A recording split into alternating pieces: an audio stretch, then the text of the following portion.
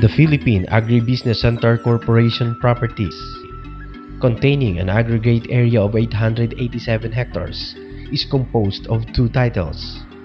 TCT 6110 with an area of 16 hectares, while TCT 6111 has an area of over 871 hectares. The entire property is situated inside the 40,000 hectare proclaimed area of the Busuanga Breeding and Experimental Station, or BBES, commonly known as Yulo King Ranch. The BBES was established by then President Ferdinand Marcos through Presidential Proclamation No. 619 on December 20, 1974, authorizing the classification, reservation, and development of any lands of the public domain into a grazing reserve for large-scale ranching projects. Subsequently, Presidential Proclamation No. 1387 dated February 13, 1975 was issued, withdrawing from sale, lease, settlement, or any form of disposition, exploration, or exploitation an area of 40,000 hectares of the public domain situated in the island of Busuanga, Palawan, and declaring the same as a pasture reserve subject to private rights. On April 2, 1986, the YKR was placed under sequestration by the Presidential Commission on Good Government, or PCGG, and was placed under the operations and control of the Bureau of Animal Industry, or BAI.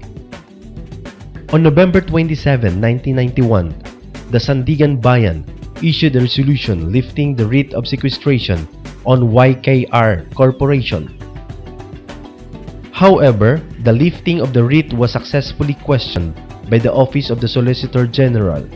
Thus, on July 25, 1995, the Supreme Court restored the sequestration of YKR.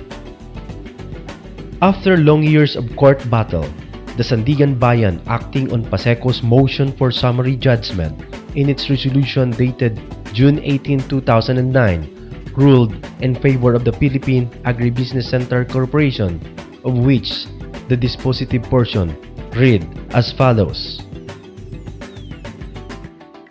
Notwithstanding said resolution, the Office of the Solicitor General filed its motion for reconsideration on the aforementioned resolution of the Sandigan Bayan.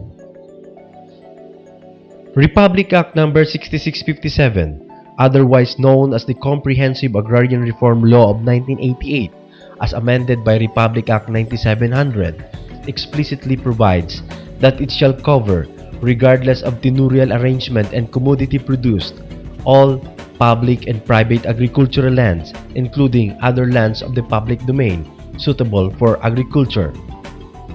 Following that mandate, a Notice of Coverage, or NOC, was issued on August 16, 1993 by the concerned Municipal Agrarian Reform Officer, placing said private property under the CARP.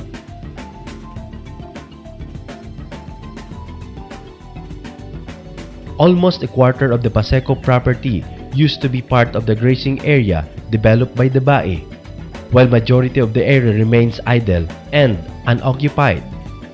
It must be recalled that same property was voluntarily offered for sale on January 26, 2003 by Mr. Reynaldo Bantog, Executive Director of PACECO, who was duly authorized by its board. The corporation, through Mr. Bantog, has neither exercised the right of retention nor intends to apply for exemption on any portion thereof. Subsequent to the issuance of the NOC, the local DAR office exerts effort on claim folder documentation but hardly pushed some of the field activities, particularly the segregation survey, because of the resistance of BAI management for biosecurity reasons.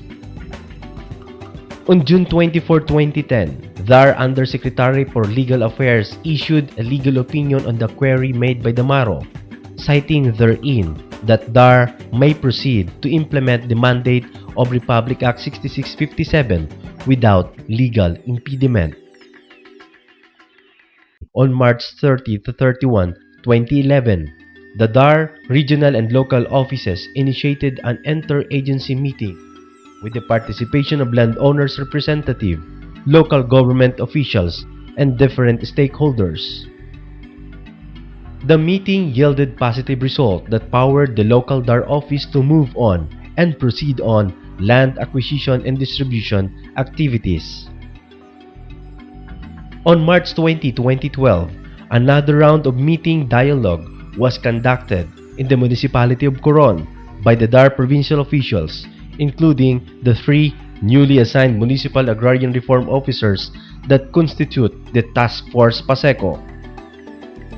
After the brief meeting, the group, together with PESANTE members, proceed to the area of PACECO for the ocular inspection. Likewise, a separate dialogue was conducted among the members of the other 3 local farmers groups to get their pulse on the issue of land distribution in PACECO. The series of dialogue yielded fruitfully, which fostered a common bond and shared appreciation of the CARP. Consequently, the different groups wrote the Provincial Agrarian Reform Officer that they be awarded 1 hectare each so that more landless farmers could be accommodated. Their intent was reduced into a Memorandum of Understanding or Kasunduan, duly signed by the respective leaders. Their desire has found support from the Municipal Council of Coron, which passed a resolution to that effect.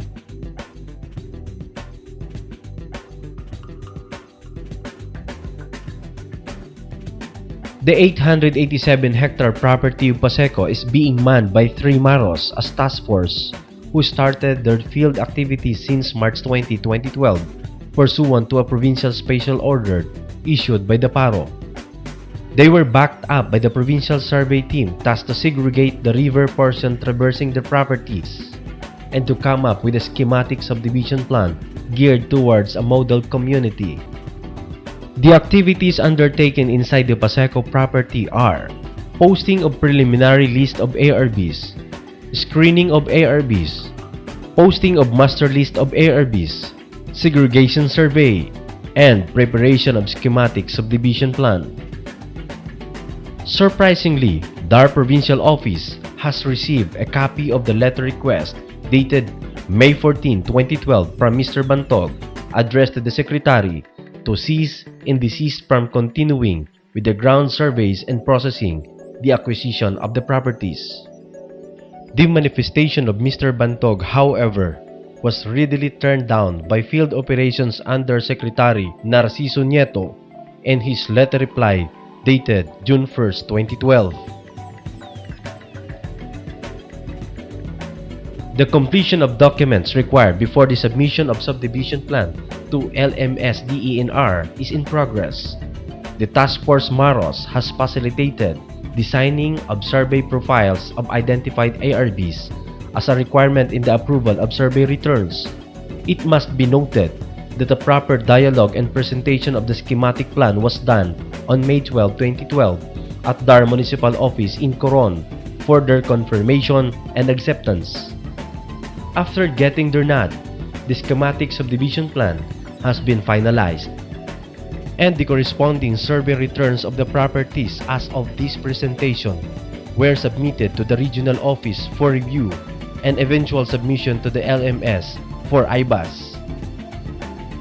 The mass oath-taking of 753 ARBs before a judge was held on July 3, 2012. Soon after, the Land Bank of the Philippines representative has completed the conduct of ocular inspection on July 16 to 20, 2012. The DAR Provincial Office will proceed on the submission of the corresponding claim folder for the LBP valuation of the PACECO properties. Simultaneous with the conduct of ocular inspection, no less than Attorney Danilo Beramo, the manager of Region 4 LBP Agrarian Operations Center, came to the DAR Provincial Office to level off and thresh out all possible issues affecting PACECO, especially on the required documents needed to expedite valuation of the properties. He cited, among others, that he sees no legal impediment on the coverage and valuation of the properties. With the successful flow of development, it is expected that the survey returns of the properties will be approved in 2 weeks' time, and the corresponding certificate of deposit by the LBP issued within the soonest possible time. As planned, the eventual distribution of the PACECO properties to qualified beneficiaries will be done on the 4th week of August 2012.